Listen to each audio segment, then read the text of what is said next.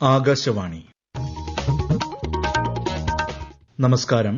പ്രാദേശിക വാർത്തകൾ വായിക്കുന്നത് കരോൾ ത്രേസ്യാമ്മ അബ്രഹാം. പ്രധാന വാർത്തകൾ. വയനാട് മേപ്പാടിയിൽ കേടായ ഭക്ഷ്യവസ്തുക്കൾ വിതരണം ചെയ്തത് ഗുരുതരമെന്ന് മുഖ്യമന്ത്രി പിണറായി വിജയൻ. അന്വേഷണത്തിന് ഉത്തരവിട്ട് ജില്ലാ കളക്ടർ.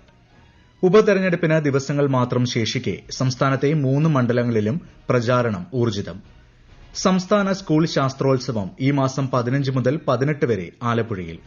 ശ്രീ പത്മനാഭസ്വാമി ക്ഷേത്രത്തിലെ അൽപ്പശി ഉത്സവ ആറാട്ടിന് തുടക്കമായി. തിരുവനന്തപുരം വിമാനത്താവളം ഇന്ന് രാത്രി 9 വരെ അടച്ചിടും. ഈ വർഷത്തെ സംസ്ഥാന സ്കൂൾ കായികമേള ചരിത്ര വിജയമെന്ന് മന്ത്രി വി ശിവൻകുട്ടി. മേളയിൽ തിരുവനന്തപുരം ജില്ല കുതിപ്പ് തുടരുന്നു. വാർത്തകൾ വിശദമായി. വയനാട് ചൂരൽമല ഉരുൾപൊട്ടൽ ദുരന്തബാധിതർ താമസിക്കുന്ന ഫ്ളാറ്റിൽ ഭക്ഷ്യവിഷബാധയെന്ന് പരാതി. 3 കുട്ടികൾക്കാണ് ശാരീരിക അസ്വസ്ഥത നേരിട്ടത്.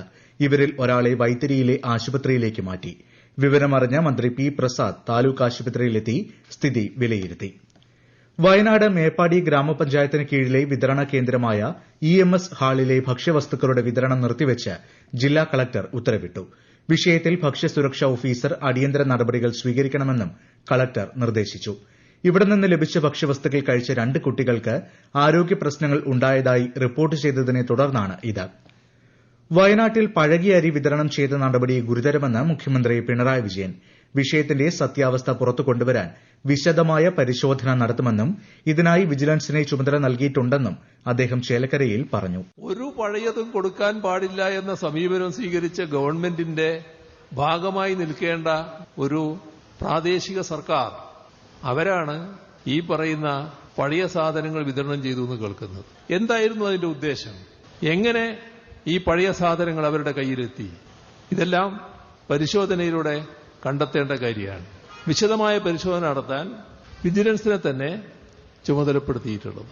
വയനാട് കേടായ അരി വിതരണം ചെയ്ത വിഷയത്തിൽ DMOയോട് കളക്ടർ വിശദീകരണം തേടിയിട്ടുണ്ടെന്ന് റവന്യൂ മന്ത്രി കെ രാജൻ. ഓരോ പഞ്ചായത്തിലും റവന്യൂ വകുപ്പ് നൽകിയ അരിയുടെ കണക്കുണ്ട്. മേപ്പാടി പഞ്ചായത്തിനൊപ്പം അരി വിതരണം ചെയ്ത മറ്റു പഞ്ചായത്തുകളിൽ ഒരു പ്രശ്നവുമില്ല. എന്തുകൊണ്ട് 2 മാസമായി ഭക്ഷ്യവസ്തുക്കൾ വിതരണം ചെയ്തില്ലെന്നും മന്ത്രി ചോദിച്ചു. കേരളത്തിലെ വിനോദസഞ്ചാര വികസനത്തിന് വഴിയൊരുക്കുന്ന സീപ്ലെയിൻ സർവീസ് തിങ്കളാഴ്ച മന്ത്രി PA മുഹമ്മദ് റിയാസ് കൊച്ചിയിൽ ഫ്ളാഗ് ഓഫ് ചെയ്യും. ഫ്ളാഗ് ഓഫിന് ശേഷം ഇടുക്കിയിലെ മാട്ടുപ്പെട്ടിയിലേക്ക് സർവീസ് നടത്തുന്ന വിമാനത്തിന് മന്ത്രി റോഷി അഗസ്റ്റിന്റെ നേതൃത്വത്തിൽ സ്വീകരണം നൽകും. ഉപതെരഞ്ഞെടുപ്പിന് ദിവസങ്ങൾ മാത്രം ബാക്കി നിൽക്കെ സംസ്ഥാനത്തെ 3 മണ്ഡലങ്ങളിലും പ്രചാരണം അവസാന ഘട്ടത്തിൽ. വയനാട്, ചേലക്കര മണ്ഡലങ്ങളിൽ ബുധനാഴ്ചയും പാലക്കാട് ഈ മാസം 20-നുമാണ് വോട്ടെടുപ്പ്. വോട്ടെണ്ണൽ നവംബർ 23-ന് നടക്കും. വയനാട് ലോക്സഭാ മണ്ഡലത്തിൽ മുന്നണികൾ പ്രചാരണം ശക്തമാക്കിയിട്ടുണ്ട്. ചേലക്കരയിൽ LDF സ്ഥാനാർത്ഥി UR പ്രദീപിനായി മുഖ്യമന്ത്രി പിണറായി വിജയൻ അവസാനഘട്ട പ്രചാരണത്തിനെത്തി. UDF സ്ഥാനാർത്ഥി രമ്യ ഹരിദാസിന്റെ മണ്ഡല പര്യടനം 3 പഞ്ചായത്തുകളിലായാണ് നടക്കുന്നത്. NDA സ്ഥാനാർത്ഥി K ബാലകൃഷ്ണൻ മുള്ളൂർക്കര പഞ്ചായത്തിലാണ് ഇന്ന് പ്രചരണം നടത്തുന്നത്. പാലക്കാട് മണ്ഡലത്തിലും 3 മുന്നണികളും ഊർജ്ജിത പ്രചാരണത്തിലാണ്. വയനാട് ലോക്സഭാ ഉപതെരഞ്ഞെടുപ്പുമായി ബന്ധപ്പെട്ട് അവശ്യ സർവീസ് വിഭാഗത്തിൽപ്പെട്ട ജീവനക്കാർക്കുള്ള പോസ്റ്റൽ വോട്ടിംഗ് സെന്ററിൽ നാളെ വൈകിട്ട് 5 വരെ വോട്ട് ചെയ്യാൻ അവസരം. നിലമ്പൂർ ഫോറസ്റ്റ് കോൺഫറൻസ് ഹാളിലാണ് സജ്ജീകരണം ഒരുക്കിയിട്ടുള്ളത്. ഏറനാട്, നിലമ്പൂർ, വണ്ടൂർ എന്നീ 3 മണ്ഡലങ്ങളിലെയും വോട്ടർമാർക്ക് ഈ കേന്ദ്രത്തിൽ വോട്ട് ചെയ്യാം. ശ്രീ പത്മനാഭസ്വാമി ക്ഷേത്രത്തിലെ അൽപ്പശി ഉത്സവത്തിന്റെ ഭാഗമായ ആറാട്ടിന് തുടക്കമായി. വൈകിട്ട് 5 മണിയോടെയാണ് ചടങ്ങുകൾ ആരംഭിച്ചത്. വിശദാംശങ്ങളുമായി ആകാശവാണി തിരുവനന്തപുരം ജില്ലാ പ്രതിനിധി റജു കോലിയക്കോട്. ശ്രീ പത്മനാഭസ്വാമി ക്ഷേത്രത്തിലെ ആറാട്ടിന്റെ ഭാഗമായി വിവിധ ക്ഷേത്രങ്ങളിൽ നിന്നുള്ള ആറാട്ട് വിഗ്രഹങ്ങൾ പടിഞ്ഞാറേ നടയിലേക്ക് എഴുന്നള്ളിച്ചു. ക്ഷേത്രങ്ങളിലെ വിഗ്രഹങ്ങൾ സംഗമിച്ച ശേഷം ആറാട്ട് ഘോഷയാത്ര ശംഖുമുഖത്തേക്ക് നീങ്ങും. കൂടിയാറാട്ടിന് ശേഷം എഴുന്നള്ളത്ത് ക്ഷേത്രത്തിലെത്തുന്നതോടെ അൽപ്പശി ഉത്സവത്തിന് കൊടിയിറങ്ങും. നാളെ ആറാട്ട് കലശത്തോടെ ഉത്സവത്തിന്റെ ചടങ്ങുകൾ സമാപിക്കും. ആറാട്ട് ഘോഷയാത്രയോടനുബന്ധിച്ച് തിരുവനന്തപുരം അന്താരാഷ്ട്ര വിമാനത്താവളം അടച്ചിട്ടിരിക്കുകയാണ്. രാത്രി 9 മണിവരെയാണ് വിമാനത്താവളത്തിന്റെ പ്രവർത്തനങ്ങൾ താൽക്കാലികമായി നിർത്തിവച്ചിരിക്കുന്നത്.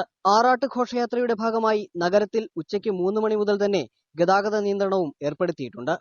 ആകാശവാണി തിരുവനന്തപുരം പ്രാദേശിക വാർത്താ വിഭാഗം അവതരിപ്പിക്കുന്ന പ്രത്യേക പരിപാടി നല്ല വാർത്ത എല്ലാ ശനിയാഴ്ചയും വൈകുന്നേരം 6:40-ന് പ്രക്ഷേപണം ചെയ്യും. പ്രാദേശിക വാർത്തകൾക്ക് ശേഷം നല്ല വാർത്ത കേൾക്കാം. ഈ വാർത്തകൾ ആകാശവാണിയിൽ നിന്ന്. ആകാശവാണി വാർത്തകളും വാർത്താ അധിഷ്ഠിത പരിപാടികളും all India radio news Thiruvananthapuram YouTube ചാനലിലും at all India radio news Thiruvananthapuram Facebook പേജിലും AIR ന്യൂസ് _ ഇൻസ്റ്റഗ്രാം അക്കൌണ്ടിലും at AIR news _TVM X ഹാൻഡിലും ലഭ്യമാണ്. ഈ വർഷത്തെ സംസ്ഥാന സ്കൂൾ ശാസ്ത്രോത്സവം ഈ മാസം 15 മുതൽ 18 വരെ ആലപ്പുഴയിൽ നടക്കും. 180 ഇനങ്ങളിലായി 5000-ഓളം വിദ്യാർത്ഥികൾ ശാസ്ത്രമേളയിൽ പങ്കെടുക്കും. നവംബർ 15-ന് പ്രധാന വേദിയായ സെന്റ് ജോസഫ് സ്കൂളിൽ മുഖ്യമന്ത്രി പിണറായി വിജയൻ മേളയുടെ ഔദ്യോഗിക ഉദ്ഘാടനം നിർവഹിക്കും. കൊച്ചിയിൽ നടക്കുന്ന കേരള സ്കൂൾ കായികമേള ഇൻക്ലൂസീവ് സ്പോർട്സ് മറ്റ് സംസ്ഥാനങ്ങൾക്ക് മാതൃകയാണെന്ന് പൊതുവിദ്യാഭ്യാസ മന്ത്രി വി ശിവൻകുട്ടി. സംഘാടന മികവ് കൊണ്ടും കായിക താരങ്ങളുടെ എണ്ണം കൊണ്ടും ഇത് ലോകത്തെ ഏറ്റവും വലിയ കൌമാര കായികമേള ആയിരിക്കുകയാണെന്ന് മന്ത്രി പറഞ്ഞു. വൈവിധ്യം കൊണ്ട് ലോകത്തിന്റെ ഏറ്റവും വലിയ മേളയായ ഒളിമ്പിക്സിന്റെ മാതൃകയിൽ സംഘടിപ്പിച്ച കേരള സ്കൂൾ കായികമേള കൊച്ചിൻ 24 സംഘാടക മികവ് കൊണ്ടും കുട്ടികളുടെ പങ്കാളിത്തം കൊണ്ടും ഒളിമ്പിക്സിൽ നിന്ന് വ്യത്യസ്തമായി കായികരംഗത്തൊരു പുതിയ അനുഭവമാണ് കായിക പ്രതിഭകൾക്ക് നൽകിയത്.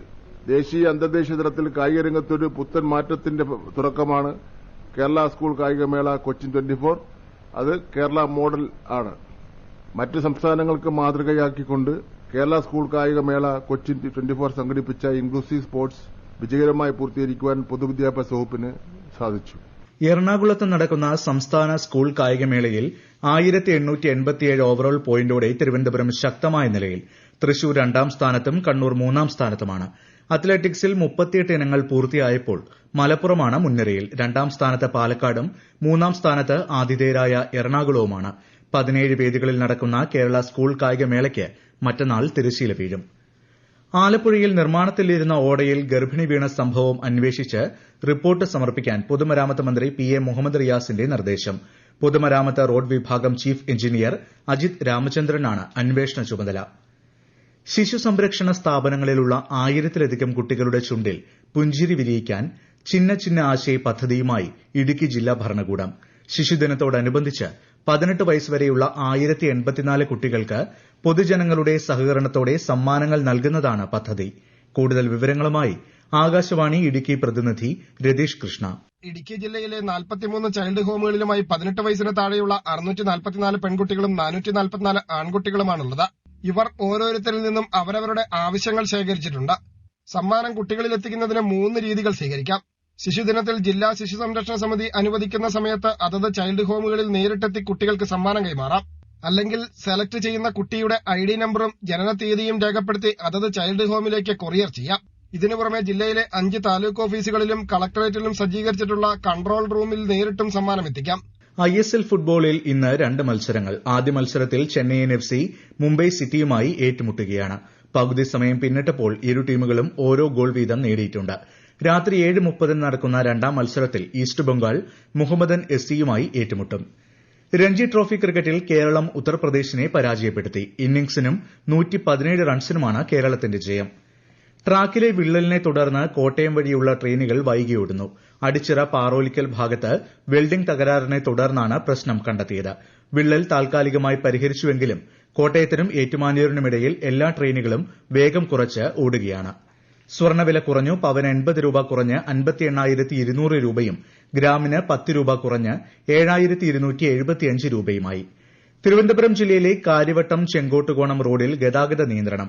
കാര്യവട്ടം ചെങ്കോട്ടുകോണം റോഡിൽ BM പ്രവൃത്തികൾ നടക്കുന്നതിനാൽ നാളെയും മറ്റന്നാളും ഈ റോഡിലൂടെയുള്ള വാഹന ഗതാഗതത്തിന് പൂർണ്ണ നിയന്ത്രണം ഉണ്ടായിരിക്കുമെന്ന് പൊതുമരാമത്ത് വിഭാഗം അസിസ്റ്റന്റ് എഞ്ചിനീയർ അറിയിച്ചു. തിരുവനന്തപുരം തെന്മല റോഡിൽ കരകുളം പാലം കെൽട്രോൺ ജംഗ്ഷൻ വരെ ഫ്ളൈ ഓവർ നിർമ്മാണവുമായി ബന്ധപ്പെട്ട് നെടുമങ്ങാട് ഭാഗത്തേക്കും തിരുവനന്തപുരം ഭാഗത്തേക്കുമുള്ള പൂർണ്ണ ഗതാഗത നിയന്ത്രണം തിങ്കളാഴ്ച മുതൽ നടപ്പാക്കും. മുൻ രാഷ്ട്രപതി KR നാരായണന്റെ ചരമവാർഷിക ദിനം തിരുവനന്തപുരത്ത് സമുചിതമായി ആചരിച്ചു. നിയമസഭാ സമുച്ചയത്തിൽ സ്ഥാപിച്ചിട്ടുള്ള അദ്ദേഹത്തിന്റെ പ്രതിമയിൽ നിയമസഭാ സെക്രട്ടറി പുഷ്പാർച്ചന നടത്തി. പ്രധാന വാർത്തകൾ വീണ്ടും. വയനാട് മേപ്പാടിയിൽ കേടായ ഭക്ഷ്യവസ്തുക്കൾ വിതരണം ചെയ്തത് ഗുരുതരമെന്ന് മുഖ്യമന്ത്രി പിണറായി വിജയൻ. അന്വേഷണത്തിന് ഉത്തരവിട്ട് ജില്ലാ കളക്ടർ. ഉപതെരഞ്ഞെടുപ്പിന് ദിവസങ്ങൾ മാത്രം ശേഷിക്കെ സംസ്ഥാനത്തെ 3 മണ്ഡലങ്ങളിലും പ്രചാരണം ഊർജിതം. സംസ്ഥാന സ്കൂൾ ശാസ്ത്രോത്സവം ഈ മാസം 15 മുതൽ 18 വരെ ആലപ്പുഴയിൽ. ശ്രീ പത്മനാഭസ്വാമി ക്ഷേത്രത്തിലെ അൽപ്പശി ഉത്സവ ആറാട്ടിന് തുടക്കമായി. തിരുവനന്തപുരം വിമാനത്താവളം ഇന്ന് രാത്രി 9 വരെ അടച്ചിടും. ഈ വർഷത്തെ സംസ്ഥാന സ്കൂൾ കായികമേള ചരിത്ര വിജയമെന്ന് മന്ത്രി വി ശിവൻകുട്ടി. മേളയിൽ തിരുവനന്തപുരം ജില്ല കുതിപ്പ് തുടരുന്നു. പ്രാദേശിക വാർത്തകൾ കഴിഞ്ഞു. അടുത്ത വാർത്താ പ്രക്ഷേപണം രാത്രി 7:25.